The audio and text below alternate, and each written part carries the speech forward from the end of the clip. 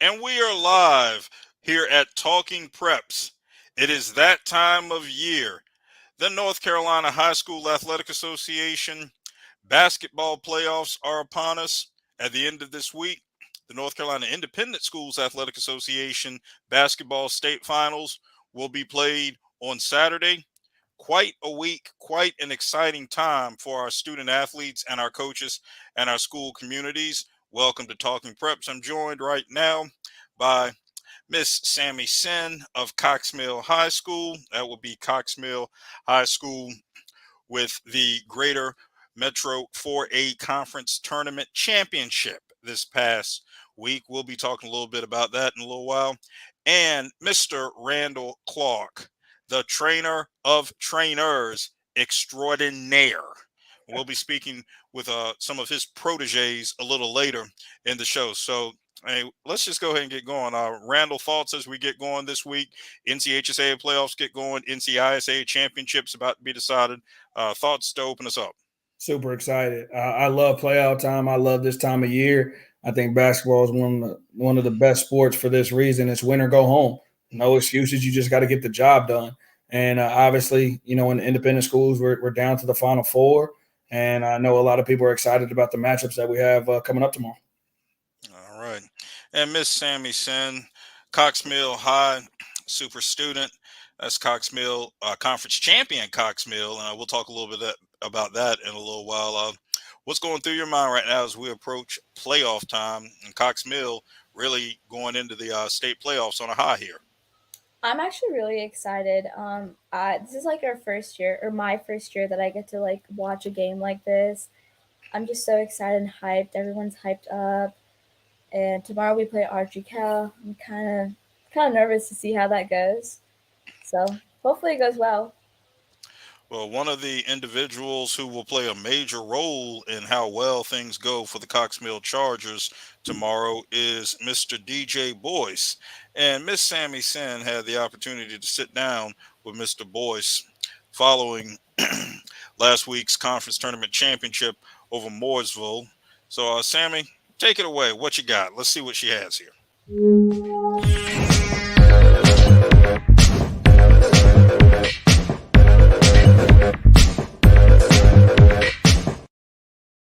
Hi, welcome to another interview on 5 Moves with Sammy. Today we have DJ Boyce. DJ, can you introduce yourself for us? I'm DJ. I go to Cox Mill. I'm in 11th grade and I play shooting guard. DJ, this was your first year at Cox Mill High and you guys won conference. How did that feel being new to the team, having such an amazing season? It felt great, to be able to come into a school already with a winning program and have a good impact on keeping the reputation going for the school. As a new member of the Cox Mill basketball team, was it hard for you to adjust and make new friends? No, it was probably one of the easiest transitions I've had to make. With the coaches, the team, and the students at the school. It's been a real easy process. You being a senior next year, what's a goal that you want to accomplish for your team by the end of your high school career? One of the main goals I probably wanted to accomplish is probably to win a state championship. Do you plan on playing basketball in college and making a career out of it, or is basketball just a hobby for you? Yeah, I definitely want to play in college for sure. Basketball's always been a game for me where I can just, get away from everything. So definitely want to keep going. Okay, DJ, we're gonna do a fun basketball trivia. Are you ready? Okay, number one, what team won the very first NBA game? A, New York Knicks, B, Philadelphia Warriors, C, Toronto Huskies, C, Chicago Stags. New York Knicks. Yeah, that's correct. Good job. Okay, number two, what team owns the longest winning streak in NBA history? A, Golden State Warriors, B, Miami Heat, C, Chicago Bulls, D, Los Angeles Lakers. I'm gonna go with the Lakers. Yeah, you're doing good. You're doing good. We have 4 questions. Do you think you can get them all right? Yeah. Okay, I love the confidence. Number three, which player did the Lakers draft twice? A, Jerry West, B, Kobe Bryant, C, Magic Johnson, D, Elgin Baylor. Isaac Johnson. No. No.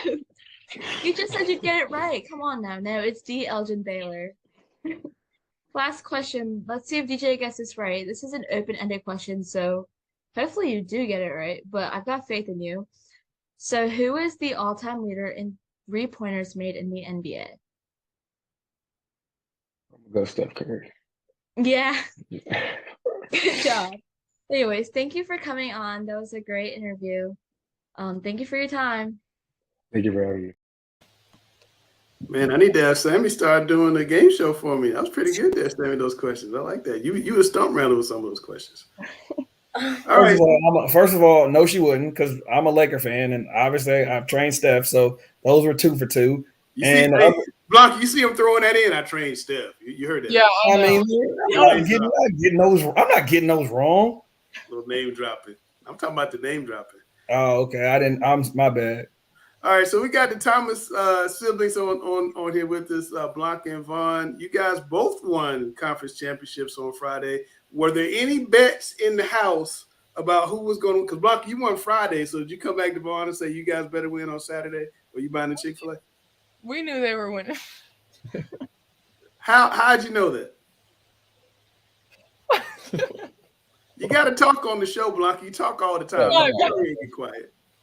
I just had faith in them. Oh my gosh, like insane. Now we asked them to be on TV. And she acts like the crazy part is she never stops talking. So I'm so confused at what the problem is now. Like these questions, we haven't even got to the hard part yet. All right. Okay, I'm all good. That's what I'm saying. Vaughn, what's it like to both of you guys to win the championship? That had to be pretty cool to come back Saturday and say, I did the same thing you did, sis. No, yeah, it was cool. I mean, the same thing happened last year, though. We went back to back, so yeah, it's the same. We won last year, and so did the girls too. So, what I want to know is like, who was the best Thomas growing up? Like, who beat up on who on the court? Randall can answer this. All right, Randall, what's up? I mean, Vaughn's not. They're both telling the truth. Vaughn was the Thomas for a while, and then a certain somebody went from like 5'11" to 6'4". And once that happened, the balance of power kind of shifted in the household. Vaughn, what's it like, though, to see your sister go from kind of just starting to play in middle school to being the top 10 player in the whole country right now? I mean, what's that like? Yeah, I mean, it's crazy to see, especially her going on all these visits and like seeing how much fun she has on the visits. I mean, yeah, it's awesome to see. All right, Vaughn, where should she go to school? Oh, shoot. If you could tell her where to go, where would you tell her? And why would you tell her? Oh, no. Wherever she wants. No, you got to pick one. Tell me where you think she should go. Hey, well, I personally want to go to Tennessee, so shoot. Tennessee, because that's where I want to go. Blanca, okay, give me some breaking news, Blanca. Give me the top 5 right now. Oh, unreleased. Unreleased. Unreleased? Can you give me the conferences they're in? Conferences. I don't even know if I'm being honest. Like, I haven't really, narrowed it down to 5 yet. What are you looking for in a college? Personal. I need a coach who's personable and a team who really wants to be together. I'm all about relationships and then just a good atmosphere. Do you want to be far? Does it have to be far away from home? You want it so mom can't go drive and take pictures with the coach and take pictures with the coach's dog, or you just want to? You caught that right? Just already took pictures with Don Staley's dog. You know that's Lakes' favorite coach, so he knows everything that happens with Coach Staley. That is my favorite coach. Yeah, well, distance doesn't really matter. I mean, as long as it's a good program and that's not really a deciding factor for me. Yeah.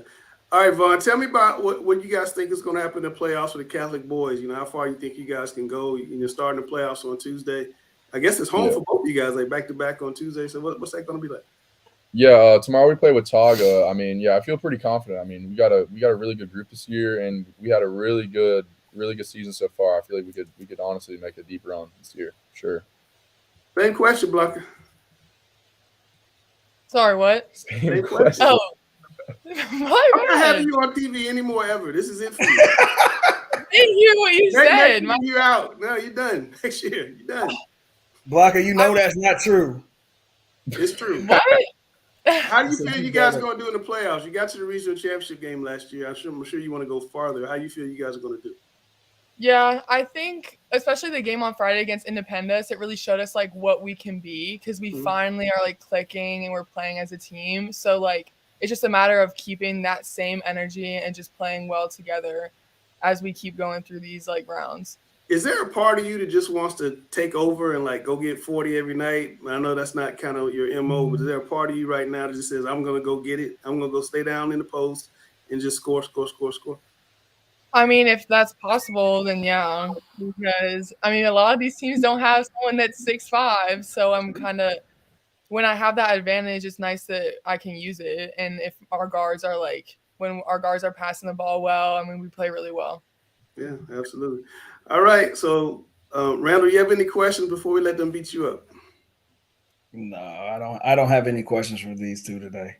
All right, I'm ready. I'm locked in. I'm ready to get to business right now. All right, as you guys know, I'm contractually obligated to play this little theme music. We're gonna get to the game show on the backside.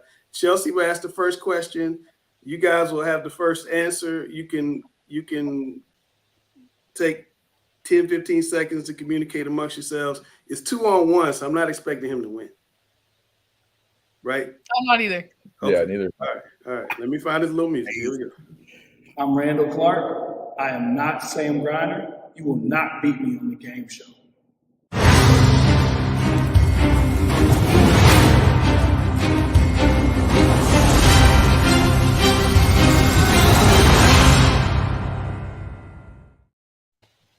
Chelsea.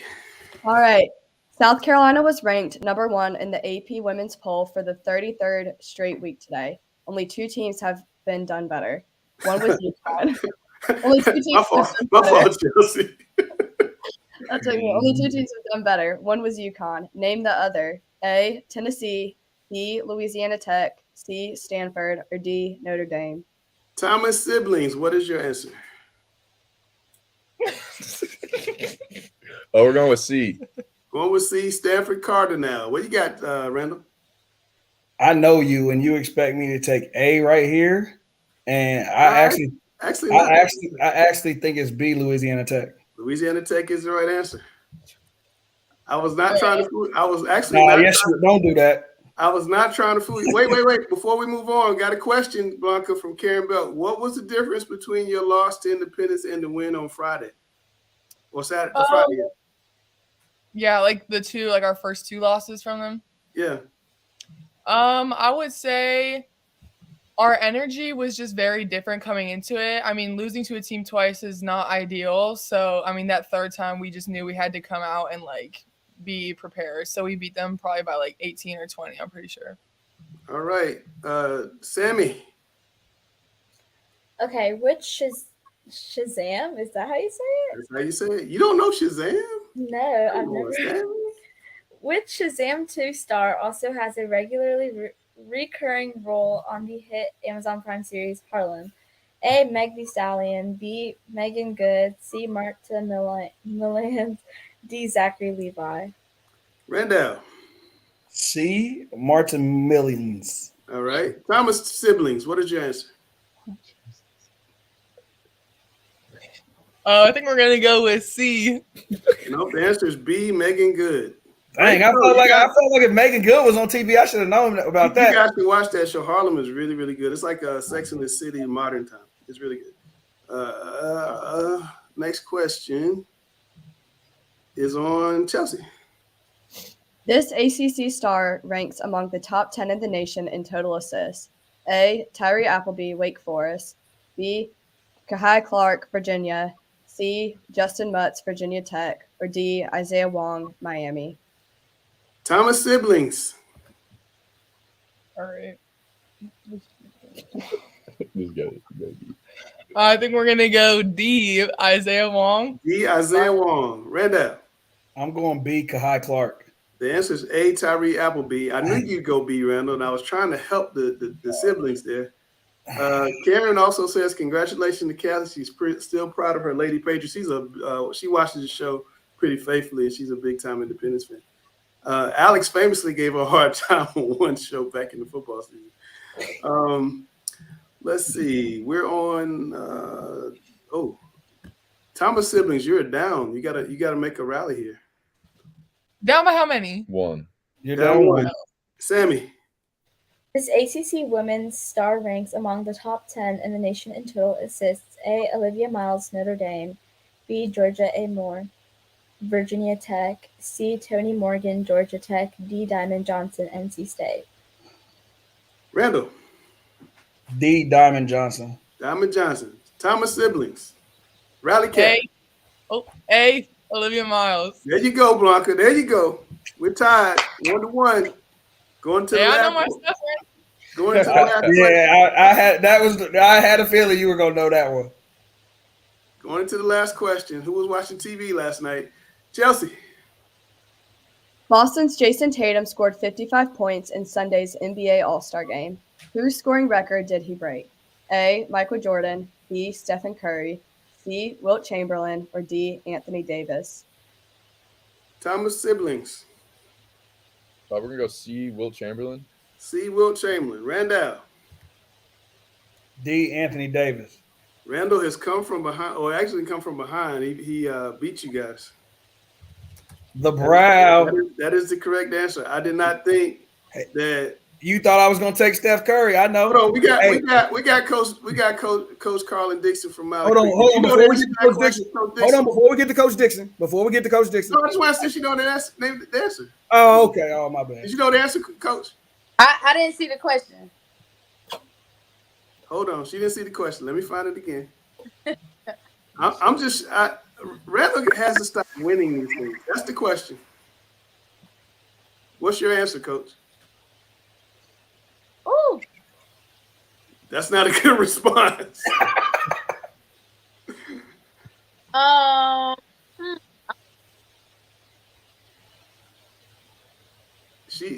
means she doesn't know. It was D.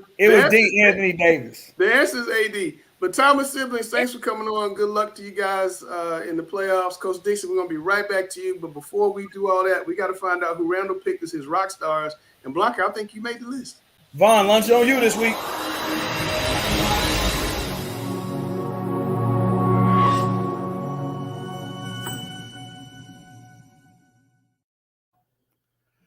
And welcome back. I'm Randall Clark here for another one. Randall's Rock Stars. We're going to start off with a name that we've seen week after week, Kirsten Lewis-Williams from Lake Norman. This week, 24 points, 14 rebounds, 7 assists, 5 steals. In the semifinals, followed up with a 21-point performance where she added 11 rebounds and 8 assists in the finals on Friday night. Next on our list, the one and only Blanca Shaq Thomas from Charlotte Catholic. She had 25 points, 6 rebounds, 4 blocks, 3 assists in the Southwestern 4A championship game on Friday versus Independence. Next on our list, Cassidy Geddes from Newton Conover. Cassidy had 34 points in a 58-45 victory over East Burke this week. Maggie Hope is next on our list from South Meck. She had 22 points, coming on 6 3-pointers in the South Meck championship versus Myers Park Friday night. And last but not least, our rock star of the week, who I actually got to see play in person Friday night versus North Meck, Miss Elle Stone from Mallard Creek. Elle had 20 points. How you doing, Elle? Let me give you your flowers first, and then we can get started. Elle had 20 points, 6 steals, 5 rebounds in the Queen City semifinals, followed up with a 30-point performance where she added 5 rebounds and 4 assists Friday night versus North Meck. Elle, thank you for joining us this morning. How are you? Of course. I love it. Well, Elle, obviously, a big night for you, 30 points. And, this is your third time playing North Meck this season. What was different about Friday night, on the court and also from you guys' game plan coming into Friday? Honestly, thinking how we lost to them twice, when my team knowing we should have beat them from the first time we played them. And so having that fuel in us and being on each other during practice and practicing hard with each other, preparing for North. And then even on the bus ride, everybody was literally locked in. Once we got to school, basically throughout the whole week, everyone was locked in. And knowing that this would be our last game to play against them, and we want to send our seniors out beating North Meck. So I'll tell you. I'll tell you this about that game Friday. When I walked in the gym and I saw you guys, I didn't see nerves. There was definitely a confidence there that you guys felt like you can beat them, and you could tell right from the jump ball, like that was you guys, mindset, and you guys got the lead early. And I think everyone was waiting for North Mech to make this run, and you guys just kept adding on, and as that lead grew, so did you guys' confidence, and that was fun to see. I want to talk to you a little bit about your transition. Obviously, you're coming from California. You moved to North Carolina. Can you talk to us about, what that transition was like for you? Honestly, it was hard at first because I don't know anybody new from California, but I feel like it's starting to get easier being with my team and making new friends. And I would say the basketball culture is a lot more faster. Girls are bigger and stronger, and I feel like that's what I needed. Because out in California, don't get me wrong, it's really good out there, but out here it's just something different, something that you've never really seen before. Right. All right. So the big question: your dad coaches at Harding, you play at Mallard Creek. Yeah. Who we pulling for next year? I'm Mallard Creek. No hesitation there. No hesitation. Go with the school. I love it. My last question for you, Elle, before I let you go. Is there a player in either the collegiate or the WNBA who you watch and say, I want my game to model this person? Well, she used to play. She's like my big sister now. Her name is Kiani Albanez. She played overseas, and just her mentoring me has helped me a lot because she's very competitive. She has a mindset where if she doesn't get this done, she won't sleep. And it's like she's on herself all the time. She's hardworking, and she's an amazing woman. And just like seeing her on the court, it's scary. That's awesome. Well, Elle, I truly appreciate you taking time this morning to come and talk to us. Great job Friday night. I really enjoyed watching you play. Thank you. And I'm definitely going to see you again this season. Good luck the rest of the way. Thank you. And if you would like to be one of Randall's rock stars, make sure you reach out to me on social media at the 1RC on Instagram and Twitter. We will see you next week. All right, and here we go. And before we move into our traditional ladies' night, I will say once again that that ladies' night is an inappropriate moniker. As we saw last week, Ladies' Week is what we saw, and we're going to see Ladies' Week again this week. And one of the reasons for Ladies' Week last week is with us right here, Mallard Creek coach Carlin Dixon, who just extended the great celebration of Charlotte Mecklenburg women's basketball last week and leading Mallard Creek to a Queen City 3A4A conference championship and a big win over North Mecklenburg. So, Coach Dixon, welcome. And I guess we'll start. Glad to have you back. You joined us last season. How special is it to be in this position this year, and particularly everything that the tough end to last season, which we don't wish on anybody, but then to persevere into this season through a competitive regular season, and for everything to come to fruition last Friday, but everything coming together, getting you to this point. What's going through your mind right now? Yeah, I mean, I'm just really excited. I think that we all especially the girls who were with us last year. It really was heartbreaking to have to make that decision. To not go to state playoffs. But that was the hand we were dealt, and had to deal with it. But it's just super exciting. This is my first time as a head coach going to state playoffs. I was the JV coach previously at Mallard Creek, and so I have experience. The winning culture to go to 2 Final Fours during. So I'm just really, really excited. I'm not taking. I've been telling everybody that every instant, and so just have to be great for every moment that you have to step out there on the floor. All right, someone who's been at a lot of those big moments, Gary Richmond. Let's hear from the coach. Hey, Coach Dixon, how you doing tonight? How are you? What's it like to have two guys on your bench and Coach C.J. Johnson and Kerry Sargent, um, who are almost famous? You know, Yeah. they're in the AAU Hall of Fame. They won numerous titles at Mallet Creek and other places. What's it like having them on your bench, and what is it that they say to you during the games, um, that you listen to? Yeah, I mean it is an amazing experience having them both. We joke with them because it's like their banter is hilarious. If you're ever around them, we joke how they need a reality TV show. So it's super funny. But the basketball knowledge it is vast. So I soaked up a lot from them previously, and I'm soaking up even more now. So it's just been an incredible experience. And I think something that's kind of underrated is that if you know Coach Sargent, you know that he remembers every detail from every game, every stat, every final score, all of that. And so I think that for us, there's nobody that's on this current team that experienced or was around when Mallet Creek was Mallet Creek, and so having somebody be able to really break that down for those ladies has been so important. And so being able to tell them like, hey, you guys are part of something that's very special and has been special for a while.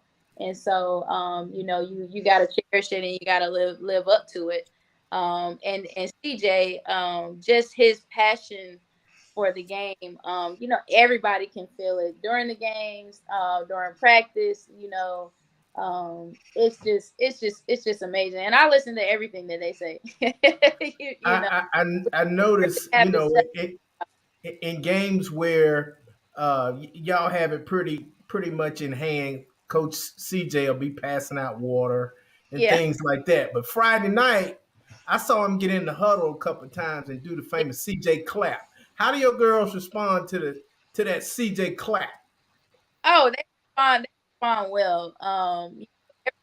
They know that like, everybody's there to help them. So they are it's so well. Listen, so it's a very good squad to have as far as our coaching staff. And I can't forget Coach Audrey is doing an amazing job as well. She runs all of our social media.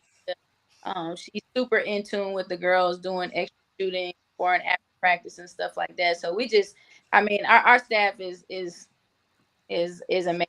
And I'm excited. I'm super grateful to have them with me, on this journey. Coach Dixon, congratulations Friday night. I thoroughly enjoyed watching you guys play, and we were talking, just about how great of a job you did Friday night. But I wanted to say, like, I think you get to that point in last year where the season ends and you're looking towards the next season and you're figuring out pieces, and all of a sudden you get this kid from California who moves into your school. What was it like at the very beginning, whether it be summer workouts or preseason when you first saw Elle, and, just talk about that and how it kind of changed how you saw your team's trajectory early on? Yeah, I- I'll throw this in there as well. Little sister Jazz is not played with. I promise you that she had her display Friday.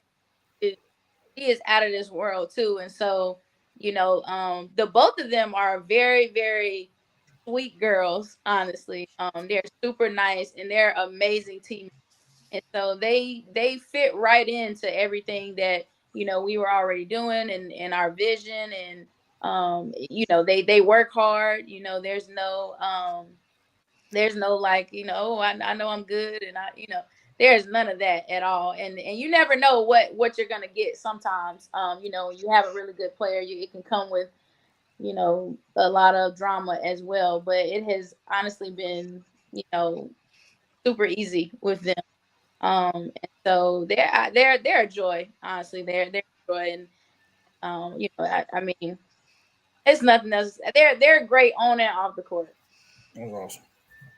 And thank you so much, Coach Dixon. Congratulations on last week's conference tournament championship, and best wishes going into this week.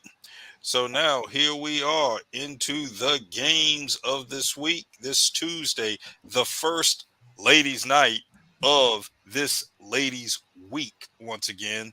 All right, so let's take it away right here with some of these games, and we jump in. We got NCHSAA and NCISAA games.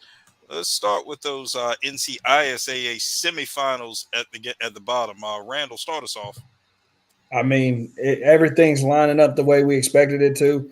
I still got Providence Day and Cannon on a collision course come the weekend. All right, and let's go to let's go to Gary. This Mallard Creek West Cabarrus game right here. I think it'll be interesting for about a half. I think Mallard Creek's height will bother West Cabarrus. West Cabarrus is very good at the guard position, but for most of the first round in the girls, I see it going chalk. My prediction is Mallard Creek is going to upset Lake Norman. You heard it here first. You heard it here first. In the presence of Mallard Creek coach Carlin Dixon, Gary Richmond has spoken. Mark it down, everybody. Moving east, let's talk a little bit about a Raleigh matchup here. Two great state championship programs of the past, Millbrook and Broughton going at it. Chelsea, what can you tell us? I think this is a great first round matchup. Two teams that were formerly in the same conference now going at it against each other. I know they played in non-conference. I think Millbrook walked away with a win, but I think Broughton will absolutely have a good fight this first round. They have a junior who was just named Cap 6 player of the conference, so I think having that momentum will help. But overall, I think I have Millbrook for the girls. So Coach Dixon, being a part of the first ladies' night of this ladies' week, the latest ladies' week, and your first ladies' night and state playoff competition, what's going through your mind? Any nerves or just relaxed, boys, going with the flow? This time tomorrow night, it will be done. So what's going through your mind less than 24 hours away? Well, actually, of pressure. There's just a level of to get to the game. But but I like a little bit, a little bit, but it's right the line. So yeah. All right, sounds good. Thank you so much, Coach, as always. And to conclude right here, let's go to Cam. Anything else that jumps out at you as go through the rundown of some key games that you see? Yeah, this was the Mallard Creek West Cabarrus game was actually on my list. I mean, you could just stop at Elle Stone. I mean, she's been playing outstanding for Mallard Creek. But, I mean, the Wolverines won't go down without a fight. I really don't think so. I mean, Rayana Menard, the Wolverines kind of go as she goes. It's going to be interesting to see, the guard play of West and how they match up with Mallard Creek. Gary thinks it'll be close for a half. I think it might be close for maybe 3.5 quarters. I mean, this is probably my top game of the week. I think it'll be a very good game. But then I look at my next game, Hickory Ridge and East Forsyth. Both teams coming off losses. So it's clear both teams are going to be hungry, but I think Coach Jupiter will have his squad ready at Hickory Ridge. I think they're a little bit more battle-tested. Haven't played Lake Norman a few times. Haven't played Charlotte Catholic, 101 Prep, West Cabarrus, and teams of that sort. My third game, Triton versus J.H. Rose. For J.H. Rose, Karma May leads her team in all three major statistical categories with a little over 16.5 points, 12.4 rebounds and 3.3 assists per game. She's only a 5'10 senior, but she really does it all for her team. The primary reason I picked this matchup is the contrast in play, because for Triton, they're going to beat you with speed. They've got two guards averaging both around 14 points per game. So it's going to be all about who can control the tempo. Excuse me. My last game is Ashbrook versus Lake Norman Charter. These two both come in averaging just 1.3 total points apart from one another as far as total points per game. Lake Norman Charter is definitely not a slouch. They came out of the SPC conference, who actually has the top overall seed in 3A in West Rowan. So I think all four of these matchups are going to be really good first round games. All right, sounds good right there. And before we conclude this segment right here, I'll throw this out to anybody. So we talked about some teams to highlight on this Tuesday night, but just looking out a little ways. Any sleeper teams that anyone wants to mention as things being aligned possibly for someone to slip into the regional that might be under the radar? Anybody jump in? I'm going to say that even though Elstone didn't think they're going to play North Mac again, they're going to see each other again. And that's going to be up in the regionals. I got Mallard Creek upsetting a couple of teams, Lake Norman and Independence. And they're going to be my surprise pick to make it to the Final Four. I love how the brackets turned out. I think, last year on the boys' side, when the brackets came out, I told everybody Myers Park was going to be a team that was going to make a run just based on who they had to play. I think Charlotte Catholic ends up being that on the girls' side this year. I think they have some favorable matchups. Mallard Creek, North Mech, Independence, Lake Norman, all at the top half of the bracket. So I think Charlotte Catholic, if they take care of business the way they took care of business on Friday night, could definitely be one of those sleeper teams to move on and advance to the regional finals. I tell you, another team that people are sleeping on is South Mech. South Mech is a very balanced team, a good guard play, good post play, good play on the wing, and they're well coached. Because any team that can beat Barbara Nelson 3 times in one season, they got to be good. And South Mech is good. Cam, Chelsea, anything? Yeah, I like that Charlotte Catholic Watauga potential matchup. Kate Sears at Watauga, obviously Blanca Thomas at Charlotte Catholic. That could be really, really interesting. Don't sleep on, like you mentioned, Barbara Nelson's Myers Park team. They can make a run. Independence, obviously Coach Galvani. She's great up and coming coach. So yeah, there's a lot of really good teams in 4A. All right, well, there you have it right there. I'd like to thank Coach Carlin Dixon for joining us here. Coach, best wishes tomorrow night, and what will be a wonderful opportunity for you as a coach and a wonderful opportunity for your young ladies, student athletes. So best wishes there, and best wishes particularly in light of the great predictions that we've heard here tonight. So it looks like some good things are going to be ahead for the Mavericks, as we just heard from this panel right here. So that being said, and we look in the upper left corner right here, first on the screen is Chelsea, because it is Chelsea's world, and we're just happy to be living in it.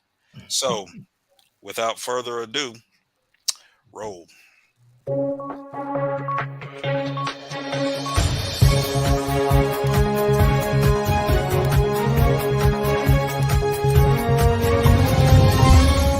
This week on Chelsea's World, I have class of 2023 senior Kyler Harris from Porter Ridge basketball. So, Kyler, you guys recently just finished up the regular season. Tell us how that season went. The season didn't go as planned. Well, the regular season didn't. Went pretty rough through the beginning and end. Just rebuilding. We was a very young team and very lot of young players and new players. So, yeah, it went pretty rough. And there were a lot of close games this season, looking at the scores. If there was one game you could go back and revisit, which game would that be? I would definitely say the Butler game. So we did everything that we were supposed to do. it's just they was just scoring more and just executing their plays and stuff more. And it just came down to the last shot. And it was a fun game. The atmosphere was great. Yeah, I'll just say Butler. Absolutely. That sounds like a good one to run again. And Kyler, how did you first get introduced to basketball, and when did you really fall in love with the sport? I was first introduced when I was 3 years old by my grandpa. Basically taught me everything and showed me the game, showed me the ropes. I used to watch him play all the time, him and my dad and my uncle. And I always wanted to play with him, so like I had to get better. So they just pushed me more just to get better and just so I could just play with him basically. So yeah. Absolutely. And speaking about how you play, Kyler, you're putting up amazing statistics this season, but you are an unsigned senior. Do you have a message to anyone who's looking at you for recruiting? I'm ready. I'm ready for the next level. I've been ready since forever, since the season started, since my senior season started. So I say I'm ready. Absolutely. And Kyler, I know you mentioned you guys have a lot of young and new guys on the team. What is some advice you would give to them as they continue playing basketball in high school? Stick with the process. It always doesn't seem like it's for you or no.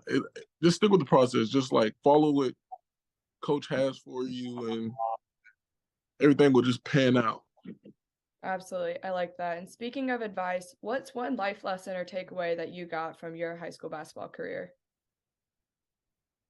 To use your voice, and your voice matters, and your opinion matters on anything in life, whereas on the court or off the court. Absolutely. I like that. And finally, Kyler, what's one game this season that you think really best reflected your program? I have to say the Piedmont game, but the last game we played against Piedmont, because it showed how good we could have been, or how much we could have worked more on like stuff, and yeah.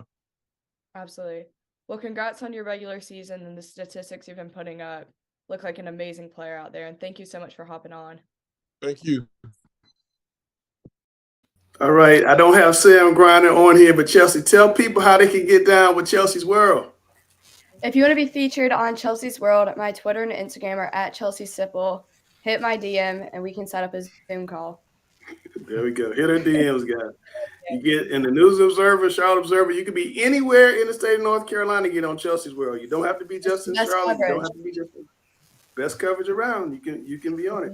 All right, we got the guru, Rick Lewis. You've been waiting in the back. What do you think about Kyler Harris, one of the leading scorers in the state of North Carolina, Coach Lewis?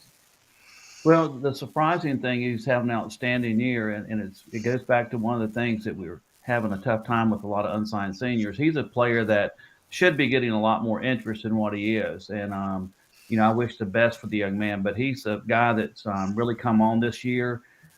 25 points a game. He can score from all three levels. He's athletic, and he can take it to the rim. And as you saw in those highlights, doesn't mind throwing it down a time or two. Yeah. I was very impressed with those highlights. Yeah. He was quick, especially going to the right, getting to that right hand. He's something else. Coach Lewis, you combed through the state to find the best games. I actually got the NISC, whatever that thing is. I got the proper one right on this graphic, Alex. I didn't do good on the other graphic. But Well, Rick, tell us about the big games this week. Well, I think we'll start off with Audrey Kell, 16-11, going up against Cox Mill, 19-8. I think this is one of the best first-round matchups in the state. You got Mike Kraft, and the thing about Audrey Kell, they lost three of their top scorers last year. They sort of overachieved this year, in my opinion. They're led by Brock Rose, Delaney Hammonds, and Caden Caskey. For Cox Mill, they're finally starting to put it together. They had a lot of early season injuries. Langston Boyd came back right after Christmas. It took them a little bit of time to gel and develop that chemistry, but they won 9 of their last 10 games. I think the turning point in their season was in the Greater Metro semifinals tournament championship. They were trailing Hickory Ridge by 6 with a little over a minute to go. They rallied and beat them, and then of course Mooresville upset Lake Norman and Cox Mill won the conference championship. So I think this is going to be a really intriguing game. You know, Cox Mill's led by Langston Boyd, DJ Boyce, and also Sean Dunn. I think the lean goes to the home team. I think Cox Mill will come away with the win, but it should be a nail biter. You got two well-coached teams, and I just think right now Cox Mill has a little bit more athleticism and talent. Tell me about that Weddington Lake Norman game. Lake Norman, Lake Norman, they're going up against Weddington. They've won back-to-back state champions at the 3A and the 4A. Lake Norman is one to be where Weddington has been. If you look at Lake Norman's roster, they're led by senior Cole Calloway, but they're really a team of youth. They really have three super sophomores. We've talked about 6'9" Trent Steinauer, 6'5" Trey McKinnon. You got the 6-foot Josh Yates and a freshman Nick Arnold. It's going to be at Lake Norman, and I'm sure it's going to be a capacity crowd. And I'm looking for Lake Norman to advance in the state playoffs. Now, during the football season, Gary, you remember we talked a lot about East Forsyth and their stud quarterback. It looks like the basketball team's not doing too bad. 20-win team, Rick, got 3 wins in a row. Can Butler go up there and beat them? I really do. I think they can go up there and grab the upset.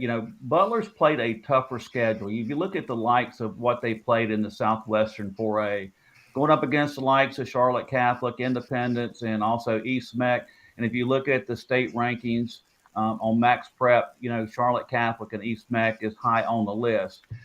They've gone on the road. They've won a few quality games this season. They're led by Zion McDuffie and also complemented by Bryce Heath and also Tyler Showalter. And I'm expecting Butler to go up there and get the upset win tonight. Wow. And Gary, your team, Hickory Ridge, going to play Chambers. What do you think about that? Going to play one of the best teams in the Queen City. It's going to be tough. Chambers is so athletic. They're so deep, and they almost play like positionless basketball. So they have guys that can put it on the floor as well as post up, play on the perimeter. And I just think they may be a little bit too athletic for Hickory Ridge. And then on top of it, I'm pretty sure they got a little chip on their shoulder from how they played against North Mac Friday night. So they'll be looking to get back on a winning streak. So I really don't think that game's going to be close. Randall, if I made this statement, would you agree with it? If Chambers can find a way to score consistently, they can go all the way to NC State. Yeah, I think so. I think when you talk about what you have to be a championship team, you have to have good inside play, check. You have to have players that can play on the wing offensively, check. You got to be able to guard on the wing, check. And you got to have somebody that can run the show, check. And the thing about Chambers is they've been through it. They played a tough schedule. They've played against North Mac. They played against Myers Park. They're not going to be scared of anybody. So to answer your question, yes, they could. All right. I didn't have my best. I'm sorry. No, Go ahead, Rick. I'm sorry. I'm sorry. No, I was going to say one of the notes that I had as far as in this particular game. First of all, I think we should congratulate David Broom for a first-year coach at Hickory Ridge. Yes. He's done an outstanding job. Yes. I think the main thing, and you hit the nail on the head, Langston, is consistency. The thing about Chambers, they really compete and they play really, really hard, but they've missed some crucial foul shots in the games they've lost down the stretch.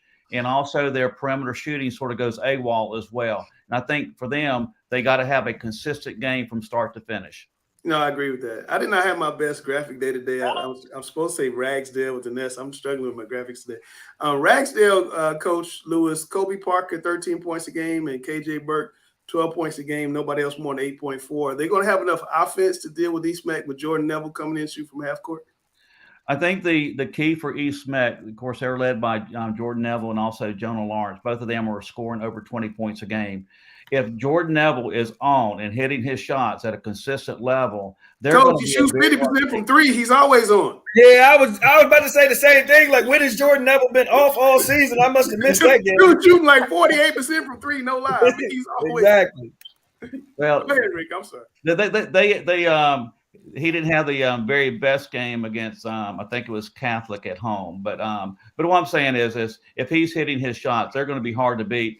I do think East Meck is the best team in the state that's playing a road game. Wow. All right, the next game, Southeast Guilford, another team with only one double-figure score. Tracy Moffitt, 11.3, going in to play Olympic, which is really good defensively. Probably a little angry about their last couple of games. What do you see in that game, Coach Lewis? Well, I've seen Southeastern Guilford earlier this year. They're young. Their top 4 scorers are underclassmen. They played Mallard Creek at one of our events at Chambers, and they lost by 1. I think this is an Olympics game. I think, Jeff Bishop will have them primed for this particular game. And also Cameron Taylor's just had an awesome year. I think it's his time to shine in the playoffs. He's never played in the playoffs. So, he's averaging 18 points a game and almost 10 rebounds a game. I look for Olympic to win this very easily. West Charlotte has lost 5 in a row, Rick. I know the speed limit's about to slow down because they're going to 3A. Well, West Charlotte is the best sub 500 team in the state of North Carolina. But when you're a 3A team and you have to go up in the play a 4A division with the powerhouse of North Meck and Chambers, that's right there 4 easy losses, those 2 teams, because they've been ranked in the top 5 to 6 in the 4A all season long. And then you don't really get a reprieve because you're going up against Hopewell and also Huff. And I do think Huff is going to be one of the surprise teams as well. But I think West Charlotte, I don't know much about Franklin, but I do think what Jacoby Davis has to ingrain into his players is no matter what the season's been so far, everybody going in this game is 0-0. I don't think there's too many 3A teams that have the size of West Charlotte, and the guard play of West Charlotte is a combination.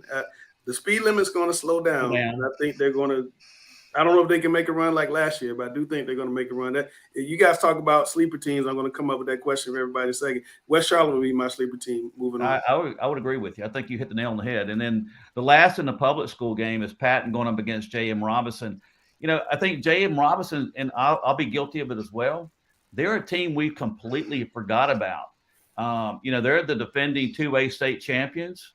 No, they're good. They're 20-6. And if you look at their losses, and I went through and looked, they've lost to Carmel, which was a very good game. They lost to Concord Academy by 3 points. They lost to United Faith.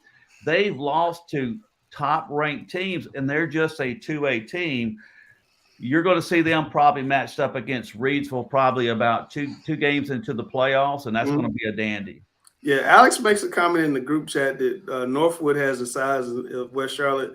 And I was just pointing out to get there, to maybe play a Central Cabarrus in the regionals to get to a championship game. I'm not saying nobody, but I just think the teams are going to play along the way. Even Central Cabarrus doesn't have the size of West Charlotte. Guard plays about the same, but the size is definitely different. Randall, tell me about the private school semifinals. Ravenscroft got a big upset going to play Christ School. Providence Day got a big upset going to play Carmel Christian.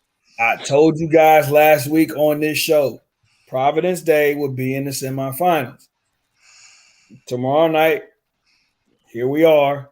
Providence Day in the semifinals versus Carmel Christian.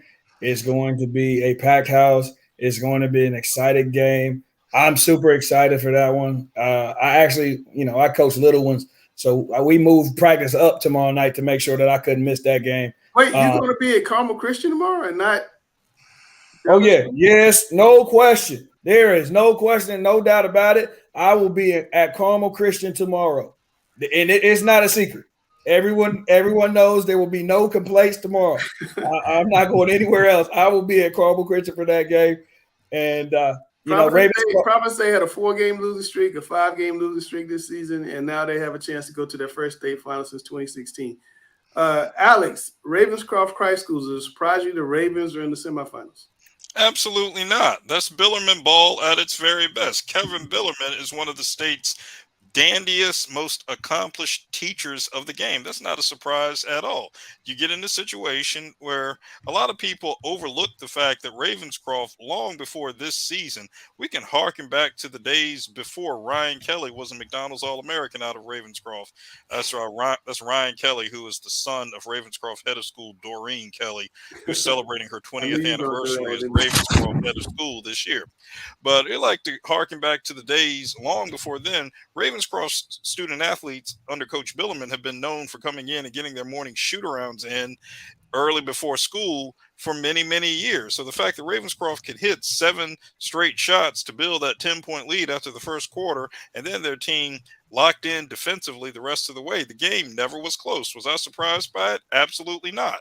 It shows what happens when you have the on-court leadership of someone who is committed to teaching the game and putting his players in the best tactical and technical positions to do what is necessary to win and achieve as a team. If only everyone did that.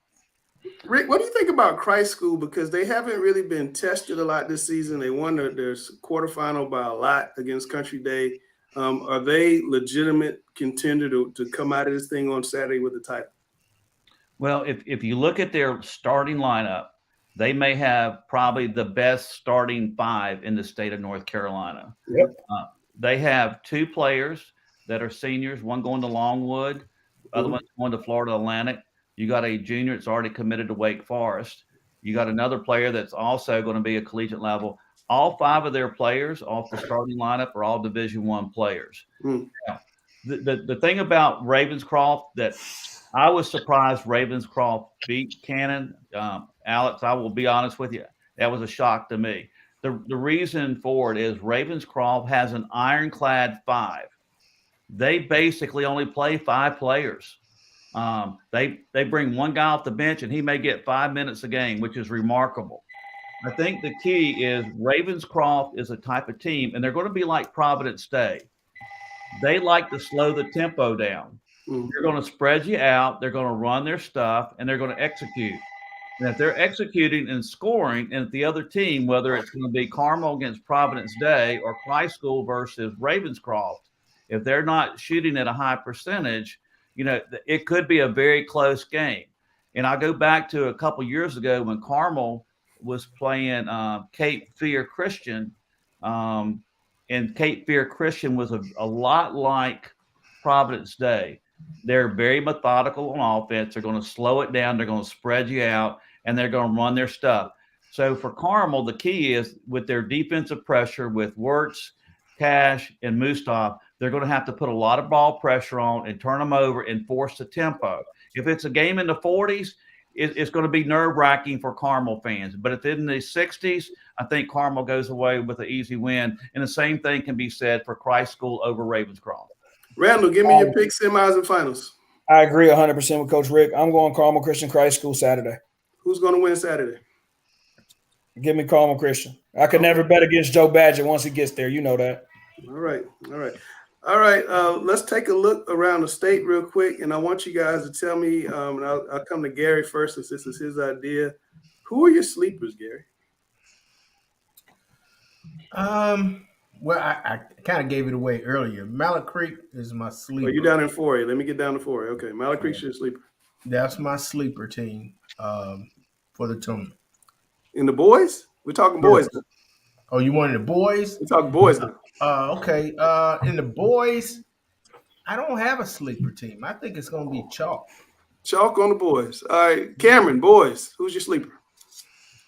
Oh man, I hadn't even thought this much. I'll help everybody. I'll give everybody else a chance to take their time and think about who their sleeper is. I'm going West Charlotte. I think they've been battle tested. Yeah, scroll up to 3A. I'm sorry. I'm going West Charlotte. They're battle tested. I can't even find them. Where's West Charlotte? I was trying to highlight them. They've been here before. Right there. They've been here before. This is not their first rodeo. I think it's that time. I think. All right, West Charlotte can play Hunter Huss in the third round. Yep.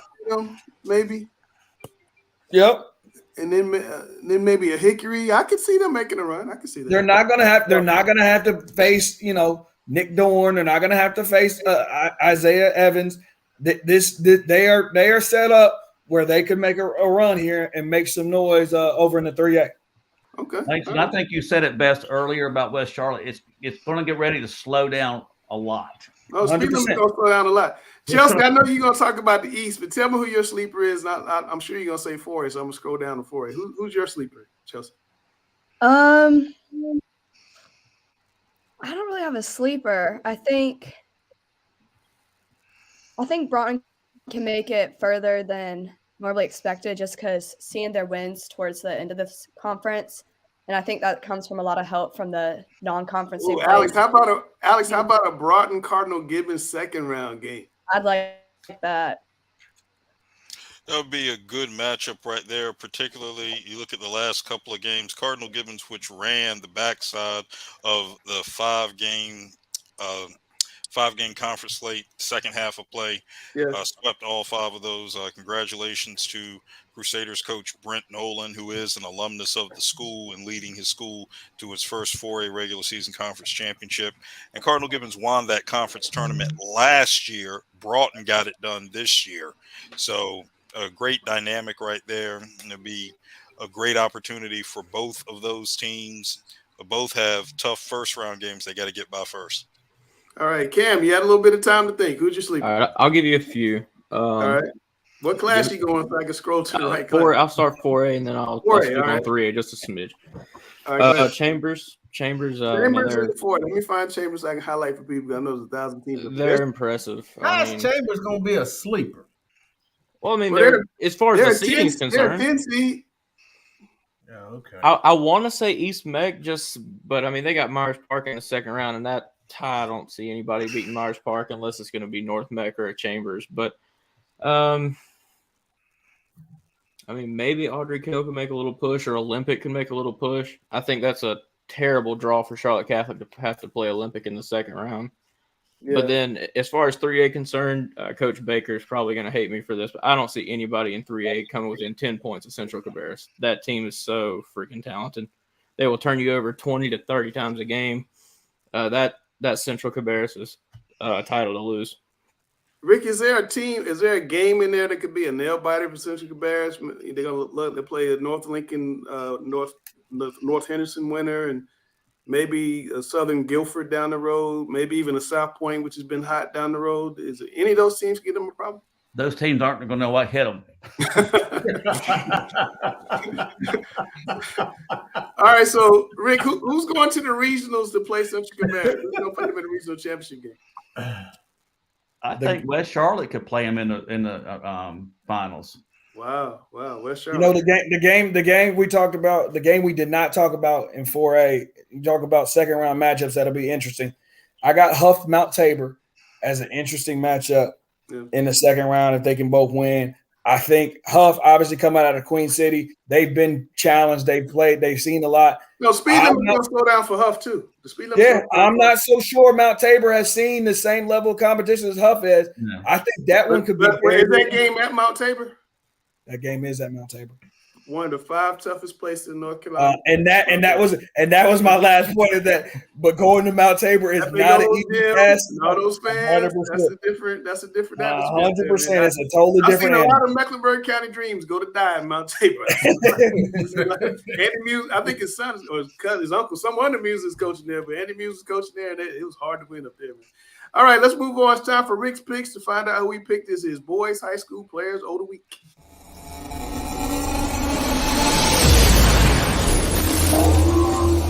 And welcome back. We are here. Looks like we're both on special location today, but we are not going to miss Rick's picks. Coach Rick, how we doing this morning? Doing well, thank you. Hope you're doing good. I am. Well, we had a big week, conference championship weeks, one of my favorite weeks of the year. And who we got this week? Well, we're going to start off with 6'2" junior Ryan Lewis of Charlotte Catholic. He had 23 points and was MVP of the conference tournament. For the year, I think Charlotte Catholic finished like 19-5. They won the regular season championship and also the conference tourney championship. So hats off to Ryan Lewis and Charlotte Catholic, and had a big game against East Meck for the championship. Next up, we have Trey Maxwell, 6'3" junior at North Meck, 23 points. But more importantly, he had 5 3-pointers in the first half against Chambers in the Queen City Conference Championship. And I think those 5 big 3-pointers was what really put North Meck in command. They had a big lead. Although Chambers made a comeback, it was a big enough lead to hold on, and North Meck wins the conference tournament championship. Next up, we have a young man out of Salisbury, Champion Hayden at North Hills Christian School.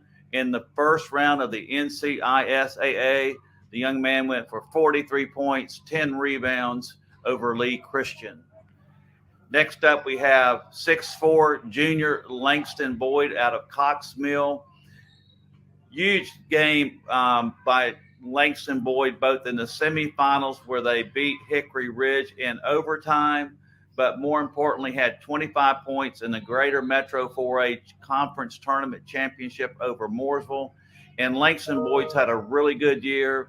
He's averaging 19 plus points a game, 7.5 rebounds, and 4.5 assists. And next up, we have, in my opinion, one of the most complete guards in the state of North Carolina. That's 6-foot senior Jaden Thompson, Central Cabarrus.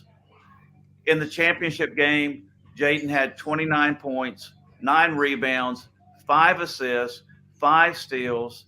Congratulations, Jaden, on another great performance and a great and outstanding season. Yes, sir. Thank you. Mr. Do It All himself, Jaden. First off, I just want to say congratulations on your championship, but also just watching you this season, I think everything that Coach Rick mentioned is what makes you so special. You're a stat stuffer, and you don't just score, you rebound, you defend, you get your teammates involved. Can you tell us about how that developed in you as a player? I'd probably say it's been a long time. It's probably from my uncle. He always says it's not all about scoring. It's about doing the best you can do to help your team win. So that's just kind of like what helped me. That's what kind of helped me during that game. I just need to do everything I need to do to help the team win. I love it. Jaden, I have a question for you. Looking at the record for Central Cabarrus, you guys are 26-0. You've only lost one game in the last 2 years, which is pretty remarkable. How did that loss to West Charlotte last year in the regional, I think, semifinals affect the mindset going into this season? It was a huge difference in the mindset. I can see it in everybody's eyes, starting from the summer. Everybody worked hard. Everybody was doing their things outside of practice, on and off the court. It just really motivated us to keep going. And our IQ has really gotten higher since then. The other thing that's impressive about your team is, Central Cabarrus is averaging 25 plus assists per game, which is really remarkable, either at the high school or the college level. Mm-hmm.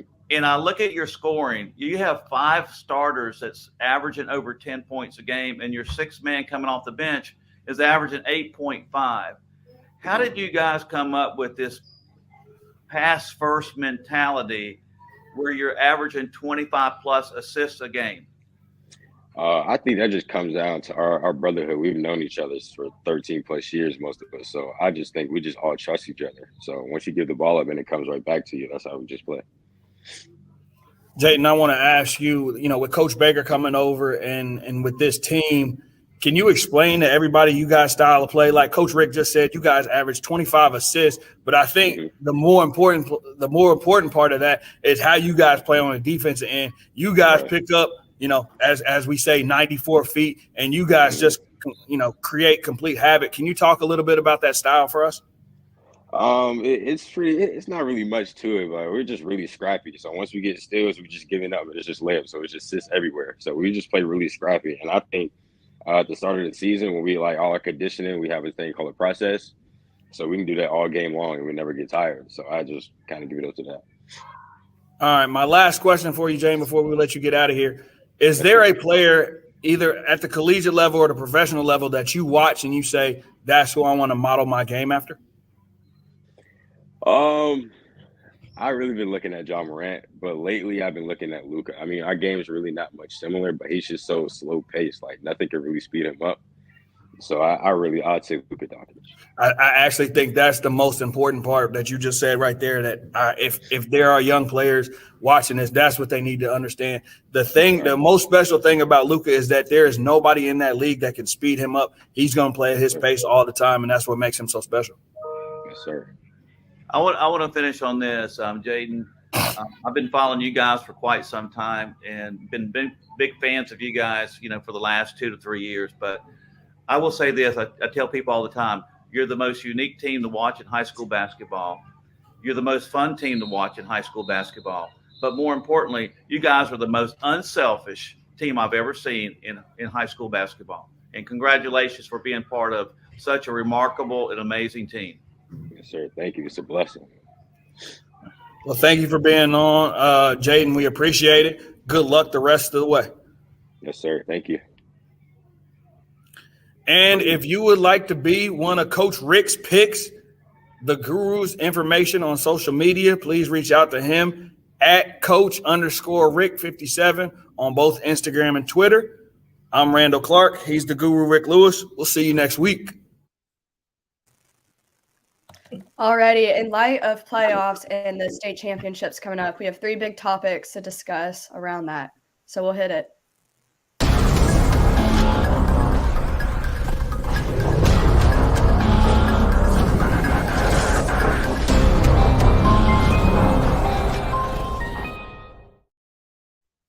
All right, I'll start with you, Gary. So the NCHSAA seems to be headed to 5 or 6 classes. Do you think it's time for open division playoffs between the East and the West, dropping that? No. And the main reason I say no is because the basketball playoffs start on a Tuesday. So if you have an open playoffs and you have somebody at the beach who has to go to the mountains or vice versa on a school night, get back after midnight, okay, got to go to class the next day. If they win, then they got a short practice on Wednesday, and they may have to turn around and do it again on Thursday. So I'm going to say no to open classifications because so many games are played during the week, and we have to remember they're students first. Now, when you get to the regional round, where you have a Final Four, that's different because you only have one game during the week, and then the second game to go to the state championship is usually on a Friday or Saturday. So, getting up for school is not as important as it would be during the first week of the playoffs. So, I'm opposed to open classes in the first 3 rounds. But if you want to do it in the regional round, that would be okay with me. Randall. Turn your mic on, Randall. Yes, we should have open. Yes, we should have open classifications. I think the hard part is you get these teams who, win a conference tournament and you automatically get a top 8 seed. I'd rather see it to where we just after the conference tournament, we take the best teams in the classification, we rank them 1 through however many we want to rank them, and let's go play basketball and let's see who the best team is, not necessarily who won a conference tournament championship or who won their conference. All right. And to you again, Randall, the NCHSAA holds state finals at UNC and NC State every year, but the NCISAA moves around. Should it find one spot instead of traveling? No, I think what makes it special is the fact that they travel. I think the fact that you're at UNC and NC State, 2 really, really, prestigious universities, especially on the basketball scene on in this state. I think it's what makes it special. I think it makes it memorable that they get to play their state championships there. So I think you should leave it as it is. Gary. Wait a minute now. You said it should move around, and then you say leave it as it is. Which No, one is it? I don't think it should move. I think it should stay as it is. Stay the way it is. We go to UNC, we go to state. I'm sorry. That's what I meant. So the NCISA should also find one spot. I mean, I never understood. I mean, it's cool that they go from, because of where they are. Like, I understand why the ISAA does it the way they do. Like, I get why you want to have it, in Asheville and in Raleigh and in Charlotte. Like, I get it. For them, I understand it. For HSAA, I think we just keep it at UNC and we keep it at state. All right, Gary. I would like to see it centrally located, just like it is for the public schools. And the place they should hold it is Queens College. The NCISAA schools are private. Queens College is a private school. So they have great facilities. It's centrally located in town. It's a lot of things around it for people to go and hotels and that type of thing. It gives the kids, the schools, an aiming point. When I coach, The aiming point is we want to go to Chapel Hill or we want to go to Raleigh. So Gary, you don't think that Carmel Christian hasn't talked about going to Forsyth Country Day next on Saturday? Well, they probably have if they know that's where it's going to be. But yeah, I mean, you know, at the beginning of the season where it's going, it's going to be. It just moves from year to year. Yeah, I think it should be in one place every year. I got you. All right, and Gary, and that place is Queens defending. There you go, Central. Defending 3A champion West Charlotte has lost 5 straight. Can the Lions make a playoff run? And their record is also 11-13 now. Yes, because like we spoke of earlier in the show, they're coming down a level now. They're not playing against the big boys, and then on top of it, they're on the opposite side of the bracket as Central Cabarrus. So yeah, I think they can make a run all the way to Central Cabarrus, and then I think Central Cabarrus will win out this time over West Charlotte. But yes, I think they can make a run. Dang, New season. We actually have to agree on something. I don't. This might be the first time all season this has actually happened. Well, obviously, I told y'all earlier in the show my thoughts on West Charlotte. I do think that they're going to make a playoff run. As we talked about, the game is going to slow down for them. They're not going to see the Nick Dorns and the Isaiah Evans anymore. I think they've been battle tested, and I think when you get to the playoffs, everybody's record is 0-0. Okay, I don't think you really got the second question. The NCHSAA holds their finals every year, Chapel Hill and Raleigh. Private schools move around. So right. Private schools find one site. Oh, I thought you were saying no. No, they shouldn't. I like the fact. I think it's fair for everybody. Like I think it's cool that everybody gets to move around and your city gets to host it each year. Why is it any different? Why is it different between the private and the public? The public is because in the public school no one knows where you're coming from. You're literally coming from all over the state. There's private schools all over the state. It is private schools all over the state, but for the most part, we know where everybody's coming from. And those locations. I like Gary's idea. Queens every year because I think that is big because the kids always say in the old days we want to go to Chapel Hill, we want to go to the Hill. And I would like to talk to guys like Freddie and those guys and see what if they just all right, we're gonna have it at Queens every year. I would love to hear what some of the private school coaches thought about that. Rick, what do you think? Should the private schools be one spot? I would love to see it at Queens University. I think they're a Division I school, and I just think if you look at the balance of power. Hey, I didn't say his idea was bad. I just like disagreeing with him. We know this by now. Alex, you want to make a point going back to the 4A playoffs? And I cut you off. Yes. Hold on. Let me find. Did I destroy it? I think I may have killed it. Hold on. Not a problem. I got this covered.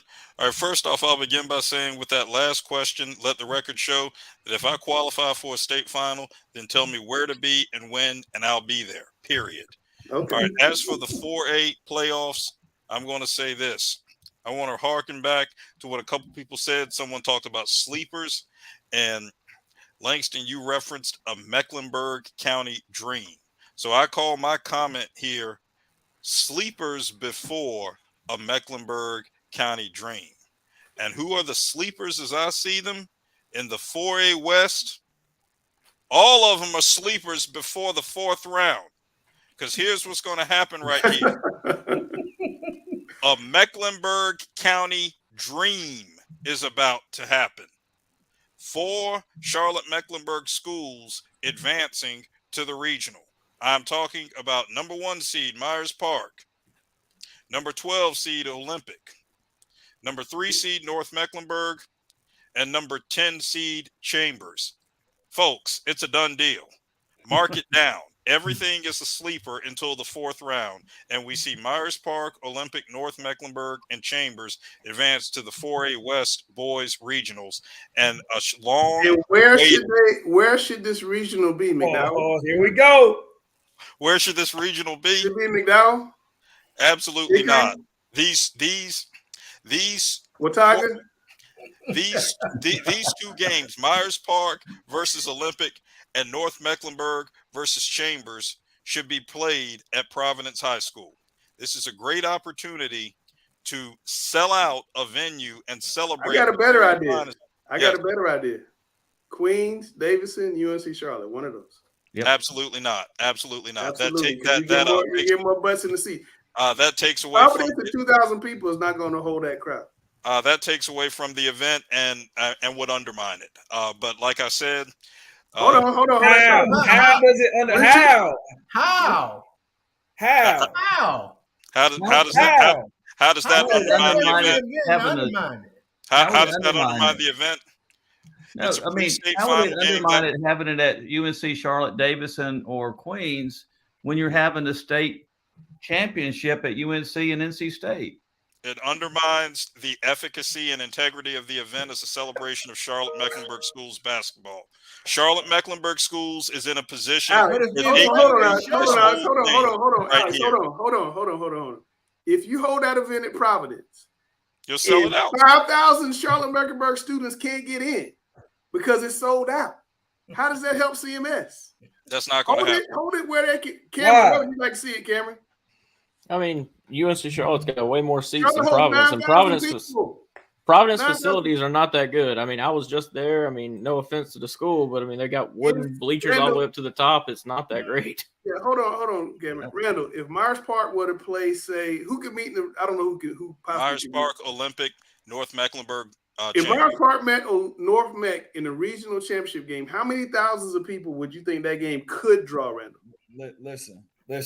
When we get to that round, you're looking at 8,000 to 10,000 people. Legit 8,000 to 10,000 people. Myers Park travels crazy, and they've never won this thing before. They are going to be out in full force as the number 1 seed when they have to go on the road. But you see, here's the problem right here. I don't have a problem with these games being played in college venues. I have no problem with that whatsoever. What I want to see is a commitment by these schools to buck up and show that they're committed to the very best in proliferating high school basketball as an entity unto itself. These schools have done a woeful job these past few years, ever since the transfer portal came into effect, showing that they have absolutely no interest in supporting high school basketball.